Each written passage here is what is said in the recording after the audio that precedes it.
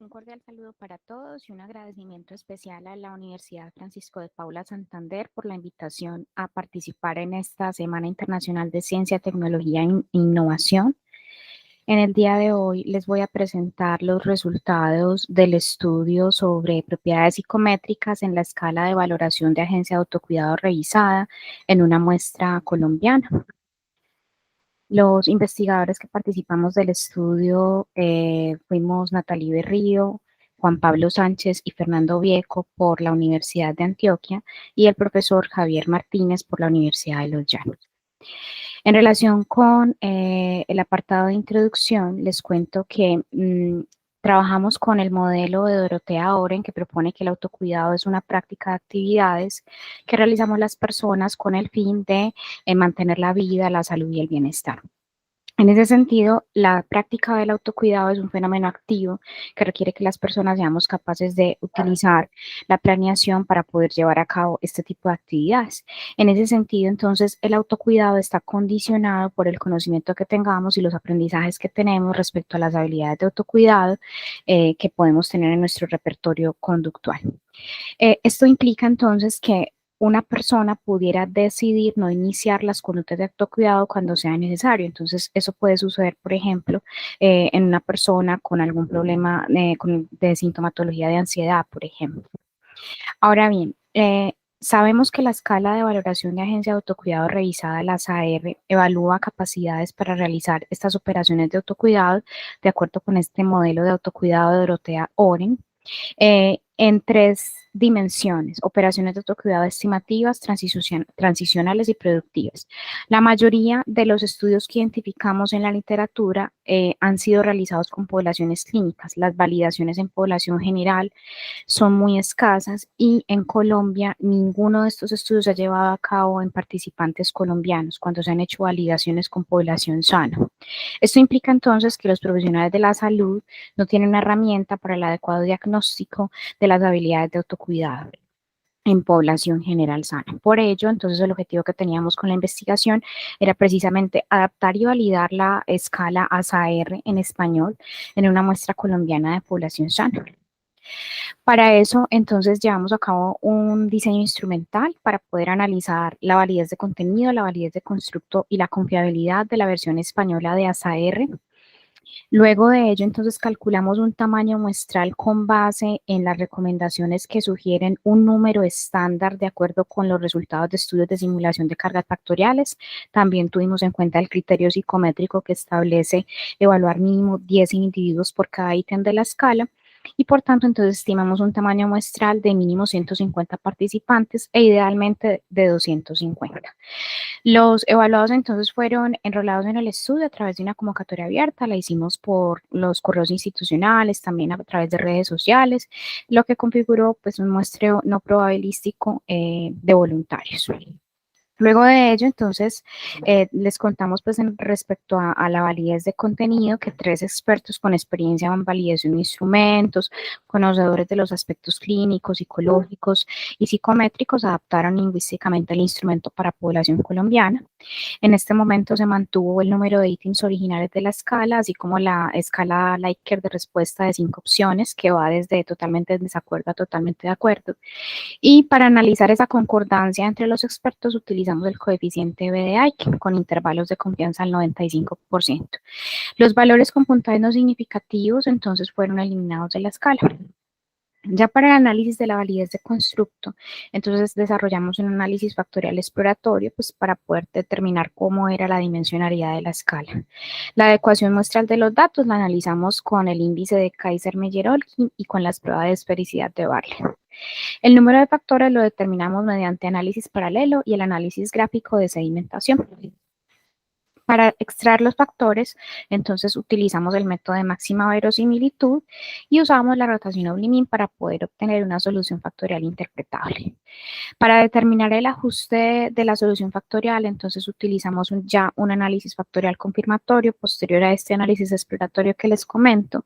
Y el ajuste del modelo se analizó mediante diversas medidas de ondas de ajuste. Entonces analizamos medidas de ondas de ajuste absoluto, incremental y de la parsimonia con los respectivos respectivos puntos de corte recomendados para cada una de ellas. Finalmente, para evaluar consistencia interna empleamos los coeficientes omega de McDonald y alfa de Cronbach, y todos estos análisis estadísticos que les comento los realizamos mediante el software libre RStudio. Paso entonces ahora a contarles qué encontramos en el estudio. En relación pues, con la caracterización sociodemográfica de la muestra, les cuento que obtuvimos una muestra de 306 participantes luego de hacer el control de calidad de los datos. Tuvieron en promedio 37 años con una desviación de 12,3 años. La mayoría de ellos eran profesionales o con posgrado, casi el 50% de la muestra eran personas con pregrado, maestría. Y de nuestra muestra, el 62,1% estaban en los estratos 1, 2 y 3. Respecto a la situación laboral, casi un 60% de la muestra eran personas con empleo estable. Empiezo entonces ahora a contarles los resultados en relación con las propiedades psicométricas que evaluamos. En relación con la validez de contenido del juicio de expertos, acá les estoy mostrando cuáles fueron los resultados de BD-ICANN por cada una de las dimensiones evaluadas, por los criterios que evaluamos. Es muy exhaustivo pues presentarles la tabla completa ítem por ítem, pero como observan en pantalla, el coeficiente osciló entre 0,79 y 0,99 para cada una de las dimensiones evaluadas: relevancia, claridad, precisión y comprensión, y para la escala total fue de 0,91, lo cual evidencia un acuerdo sustentable dentro de los jueces. En relación con el análisis factorial exploratorio, como lo observan en pantalla, entonces obtuvimos en primer lugar una solución con 2 factores. 4 ítems de los 15 de la escala inicial estarán en el factor 2 y los demás en el factor 1. Sin embargo, de esos ítems, 4 de ellos, que son los del factor 2 precisamente, tenían correlaciones negativas que no se explicaban por la redacción de los ítems. Aquí igualmente observan las unicidades para cada uno de los ítems. Esto entonces nos llevó a retirar estos ítems de la escala, tanto porque la correlación no explicaba bien su pertenencia a un factor diferente, como porque no realmente estábamos obteniendo una solución factorial que nos explicara una varianza mayor. Entonces, luego de eso, en el análisis factorial confirmatorio, retiramos estos ítems, estos 4 ítems, y dejamos una solución factorial unidimensional, una escala de 8 ítems. Esta fue la escala con la que culminamos, y esa solución de 8 ítems nos explicó ya casi el 62% de la varianza total. Conservamos la misma escala de Likert de la escala inicial, y este modelo con el que finalizamos, entonces, como les contaba cuando les presenté la metodología, lo evaluamos mediante medidas de ajuste absoluto, incremental y de la parsimonia, y como observan, obtuvimos un buen ajuste del modelo con todos los 3 tipos de medidas. Ahora bien, vamos entonces ya como a mirar las conclusiones, limitaciones y recomendaciones. Lo primero que evidenciamos es que esta escala final quedó conformada por 8 ítems y que es la versión más corta de las que evidenciamos en la literatura científica, porque usualmente se reportan versiones de entre 15 y 24 ítems. Lo otro que les conté es en relación con el acuerdo entre los jueces respecto a la evaluación de BD-ICANN para relevancia, claridad, precisión y comprensión. Fue alta en general para los ítems y también por dimensión y por la escala. Lo cual entonces es necesario para poder hacer esas interpretaciones de las puntuaciones de las pruebas. Respecto a consistencia interna, obtuvimos muy buenos coeficientes, tanto de omega de McDonald como de alfa de Cronbach, en correspondencia con investigaciones anteriores.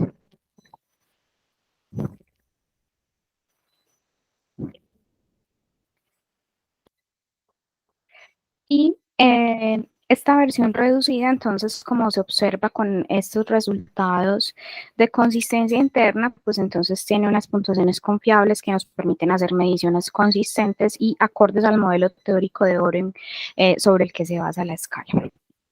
Respecto al tamaño muestral, pues superó inicialmente el tamaño que habíamos calculado con los criterios que les comenté, por lo que fue suficiente para poder elaborar los análisis estadísticos y la estimación del modelo con buena bondad de ajuste, como les mostré. Sin embargo, pues siempre recomendamos replicar el estudio con muestras de mayor tamaño y heterogeneidad, puesto que usamos una muestra no probabilística. El formulario se aplica online, lo cual puede inducir sesgos en las respuestas de los evaluados. Esto es una limitación, aunque tratamos pues de que el instrumento fuera de fácil comprensión a pesar de ser autoadministrado. Los resultados entonces también nos indican unos buenos índices de confiabilidad y de validez dentro del esperado, con lo que establece la literatura científica para el instrumento, lo que implica que las propiedades psicométricas nos confirman que este instrumento va a ser apropiado, es útil para medir agencia de autocuidado de la salud en población colombiana sana. Les dejo algunas de las referencias con las que trabajamos para la construcción del modelo y de nuevo muchísimas gracias.